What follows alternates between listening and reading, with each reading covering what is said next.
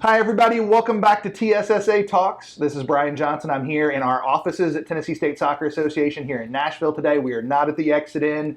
They are doing very sensible protocols around the COVID outbreaks that we're having in our community. And so we're still here, still want to make sure these voices are being heard. And we're super excited to be joined by Daniel Gordon.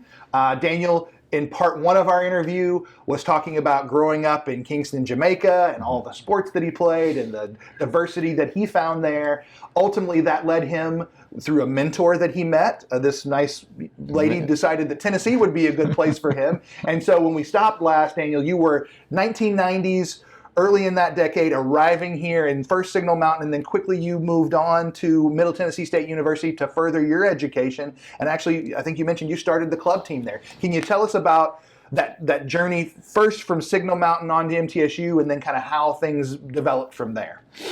Yeah. So when I really arrived on Signal Mountain, I arrived in the summer of that year, and so the thing is to get me involved with that area first and foremost. So we started a soccer program during the summer on Signal Mountain, which now the Signal High School now sits on. So that, right in that little area.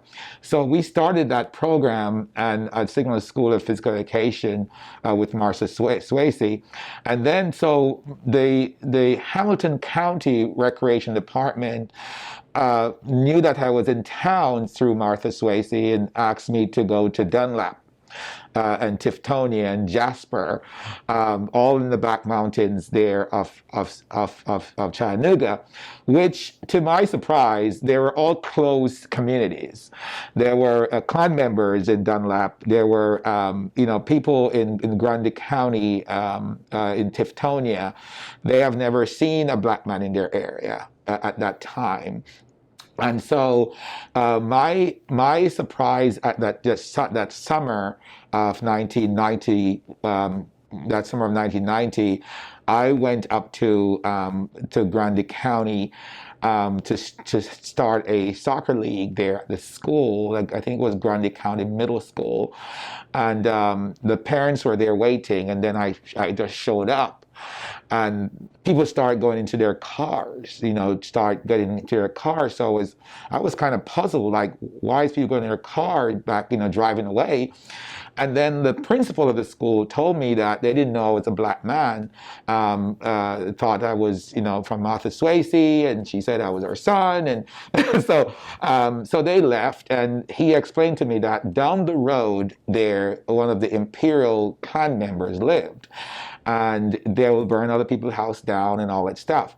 So I was kind of blown away, because I was like, whoa, in that time, things were still going on. And so I left. 2 days later, I got a call from an official in Dunlap, Tennessee, which is just down the mountain from Signal Mountain where I live. And he said, I heard about this whole incident. Can you come and meet with us and tell us what you wanted to do? And so I went down there. It was the same thing. And so when I went down there, I met these elders of the community, and it was at nighttime, and but I didn't have any fear of that, because I've always said, if I'm going to get hurt because of soccer, well, that's so be it, because we have children who want to not learn the sport, and so that's what it was. And so I went down there and I met with them, and they were very open, because they didn't think that I was a foreigner. I wasn't born in this country, and they surprisingly they used that as a measuring stick to say, well, hey, here's a guy coming. He's educated in soccer. He's educated. We're going to turn all our baseball field into soccer fields for the league. And then 2 Saturdays following that, we had our first Dunlap soccer league. And so it's so funny. I was telling my daughter, who is an athlete as well, showing her the plaque. She said, "Dad, I didn't know about this plaque." So they had given me a plaque for perseverance and keeping all the families. We had about 60 families that came out every Saturday and play with the help of the community, and I loved it. And so after that, I went on to MTSU. Dr. Walker at the time at MTSU, he was an African American man, President Walker, and he asked me. He said the first thing he said to me. He said in his office, he said, "Do you have any problem coaching the white kids?" And I was like, "No, I've never had a problem with that." And he said, "Well, welcome to MTSU." So I started as an adjunct faculty there, teaching classes and starting the club program. The club program was under Dr. Henley's. He was the campus recreation director, and he was the one who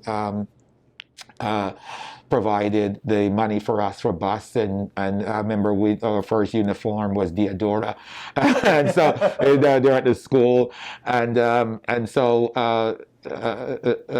Dr. Walker contacted everybody and said, "Hey, we're going to have a program, but we're not going to have a college program at the time," which is, to me, it wasn't any big deal. It's just that we have a club and we had a schedule. We go play other, places and all that stuff like that. But so that's how that started with Miss Martha Swayze. Now, Martha Swayze, she did have a hall there as well, the BB Gracie Hall. And so she was one of those big donors to the school. I lived across the street from the Murphy Center in one of our properties, and it was an eye opener for me at MTSU, because then I was able to get things done through her and through MTSU, and through Bart Gordon, Congressman Bart Gordon there, Jim Stubblefield, all those guys who had helped me along the way in Murfreesboro. So, spending that time there was really cool. I got my degree in 1 year, since I was coming from another institution. You brought many credits with you. Right. So I did another degree in physical education and athletic coaching at MTSU. And so I graduated within a year. We had camps that summer in Murfreesboro with kids who can't afford it. So we'd find the communities for kids, and then we had it. It was an old dump. It was a wasteland out near Cherry Lane. I think right now a baseball or some other complex sits on it today, but that's where we started having programs over there on the wasteland because we didn't have anywhere else to go. Sure. So that was kind of how that started, and it just energized me to realize that there are other families out there who can't afford a lot of the things to even to go to camp or even to afford to get a ball or all that stuff. So I always go and beg things. I was affiliated with Adidas back then as well, so they would send me stuff, through Eurosport, if you remember that. Oh yeah. Yeah. So Eurosport used to be the conduit for that, and so until this very day, I know all those guys there, so we're still there. So how, Daniel, would you go about finding, because this is, I think, really crucial as a part of the conversation, is finding ways to make more people feel welcome in our game, to make people feel as though there's a place for them in our game. And so you're finding some very disadvantaged people economically. First and foremost, they can't afford potentially these things. How were you able to piece together an operation in terms of the equipment you need, the coaches either volunteering or perhaps having to pay them? How were you able to make that happen at that time? Well, the thing is, I always say to families, like, hey, don't let finances prevent you from taking part with your children. That's the first thing. So they felt comfortable with that. They will ask me, hey, what can I give to them to take to their jobs to ask their employers, Okay. and so I was like a Robin Hood, and I'm still like a Robin Hood. I take from those who can give and give to those who can't. So that's what I do all the time. I would have parents who can afford, and I say, can you afford to take care of 2 students or 2 players? So it's the same thing I do without anybody knowing who. It's kind of confidential all the Sure. time. And so I always like mention to everybody who's around me that that's how we just go, because I wasn't. I started coaching at Brentwood Soccer Club back then, also when I came into Nashville, and I didn't know they even pay you to coach. I didn't know that at all. When I started, I was like, this is a lot of money. What is it? Because back home, when you talk about select soccer, we would go around the island and we'll pick the kids from, recommendation from the coaches. We'll invite them into Kingston for at least 2 or 3 weekends, free of charge. They'll come in, they stay in the hotel, they will train, they'll eat, they'll get gear, and then they'll go back home. And that's how we knew as select. So coming here and pay for it, I understand the economics behind it also, because you have to pay for field rental, buy uniform, pay for referees, liability costs, those things are great. But how we go about helping the unfortunate folks is let them feel comfortable about, hey, you can join us, this is how we can help, can you contribute anything for your kids, and at the same time, who do you know that we can reach out to assist. And so that and with equipment, I'm affiliated with Umbro folks, with Puma folks, with Adidas folks, and now with Joma, we just affiliated with them, and they're a pretty cool company out of Spain. And so it's just like Adidas is my big company who always help and with good prices and stuff like that we could help the students in terms of less money to pay for uniform and stuff like that. It sort of seems to me that sort of it became almost ubiquitous for a while. It takes a village to raise a child. Correct. But it almost seems like that's the approach that you've taken, that it's, hey, give what you can, and if you're not able, can we help find other people who are able? And some benevolent benefactors along the way, some people from Miss Swayze, who you've mentioned, who obviously has a real soft place in your heart, and seems to have been very generous with you and the opportunities. But clearly there was a reciprocal relationship there, where she saw the value in what you were bringing, and then was willing to invest in that. And there were other members then of multiple communities who would come together to help make these opportunities available to children. Correct. Yeah. So that was really, that transition into all that program. And so as you finished at MTSU, you helped start the club team there. Then that was boys at that point, correct? That was the men's team? We had boys and girls. Both boys and girls. Because back then, MTSU, Title IX hadn't really gotten as far, and so they were still a few years away from even starting the women's program. So this is all starting now. I have a few friends I played with in high school who went to MTSU around that time. We probably have some names in common from back then, but we'd date ourselves if we gave those names. Yeah. So at that point, then, you mentioned you started working then in our local clubs, working at Brentwood Soccer Club at the time. How then did you transition into your role at the University School of Nashville? So I was at Harding Academy in Belmead to start out when I just came into town. Before Harding, I'm like a multifaceted guy. So before Harding, I worked for Southdown Corporation as a training manager. Southdown Corporation at the time owns all the Burger Kings in town, in the Middle Tennessee. So I worked for them, and then I was at one of my stores on Harding Place, and a colleague of mine came up and said, well, what are you doing? You're a coach. What are you doing? Like, well, I'm making money, man. so he was like, hey, I work at the school and they're looking for teachers and coaches, but And I said, let me, I'll think about it. So I went home and I spoke to my wife, and she was like, if something that you want to do, so yeah, well, we want to go back, we want coaching. And so I ended up, despite the school didn't have any real positions for me. They just knew about me. At the time, I was at Brentwood Club, and they were like, hey, here's this guy coming in. Mr.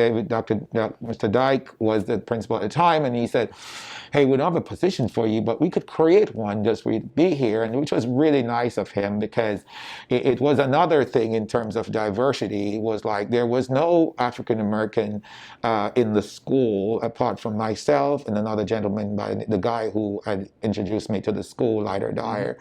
And so we were just like the figure there as teachers in the school and coaches and stuff like that. So it was a pretty good experience, an eye opener. So I went there, and then I was asked by the director of a university school at Costello one night. I got a call from him, and he's like, hey, you were recommended by a good friend of yours, with another coach who coached against you. And Zaf Ahmed was really instrumental, and he called me and said, hey, we have a position for you. Wow. I know I signed my contract already at the school. I spent 2 years at Harding, and that summer he had said, hey, Mr. Dyke, we talked, and he said, we'd love for you to be at university school. And so he was willing for your own development, even though he was going to be losing someone he trusted, a member of his staff. He felt like it would be a good thing for your development to take that step. To have a mentor like that was awesome. It was awesome. And he later left. When I left, he went to down in Florida to do a school there in Florida. But he was always in my corner looking out for me. And, it was a very, very good experience there as well. And so I left Harding and went to university school, and 24 years later, here I am. Wow. So this is your 24th year Yes, at University School in Nashville. Yes, sir. Wow. That's a generation. I mean, especially in this day and age where people change jobs so frequently, change industries even, to have been in one position for almost a quarter of a century. Yeah, it's a fantastic school. We're not blessed all the time during those years with kids who play club soccer, because I kind of introduced a lot of them to club soccer early on, and they didn't just play for my club; they play for other clubs in the area, because I knew everybody in the area, and it's like, hey, you live here, you play that, you play at NFC or wherever.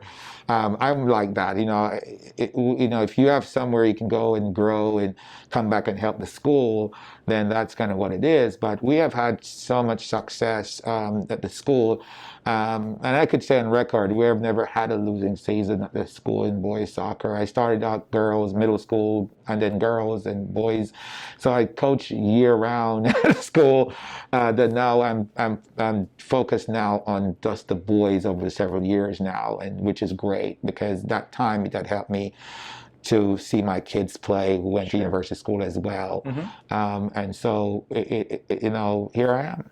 Well, it's an amazing journey so far. So now we've gone from growing up in Kingston, your education there, coming here, and immediately, as soon as you step foot in Tennessee and in our state, experiencing some extreme racism and some real, but then also some people who did reach out and who did want to help to build bonds and have conversations and talk about this. And then moving here to Middle Tennessee, and now this long career in education and in coaching. So we're going to take a little break again, and when we come back, Daniel, what I'd really like to know is what you'd like to see the future be. One of the things, we've had some folks who've watched our early interviews and have come back and said, this is all great, but what can I do?